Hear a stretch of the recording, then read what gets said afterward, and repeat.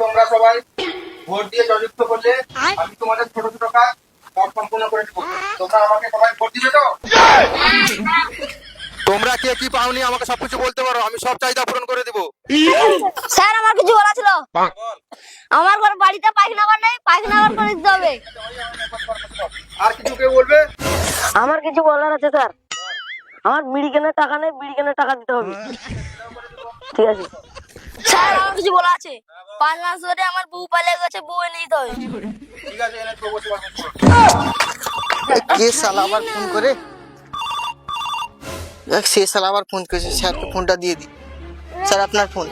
কে? Hello hello Dipankar sir, আরে আমি ফটকে বলছিলাম গো। হ্যাঁ বল। বলছিলাম যে মাঠে পটি করতে এসেছিলাম, কিন্তু আমার বোতল থেকে না জল পড়ে গেছে।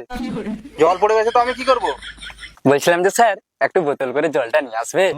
তাহলে তোর বাবার চাকর আছে নাকি? কি তুমি জল নিয়ে আসবে না?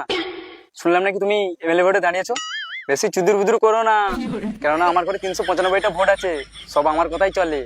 আচ্ছা ঠিক আছে ঠিক আছে, তুই থাক, আমি যাচ্ছি। আরে আস্তে আস্তে সোজা, গাড়ি লাগছে যে। ঠিক আছে, ভালো করে ছুটিয়ে দিচ্ছি, কিন্তু 395টা ভোট যেন আমি পাই। আরে যদি শালা একটু ভুলে থাকে না, একটাও ভোট দেবো না।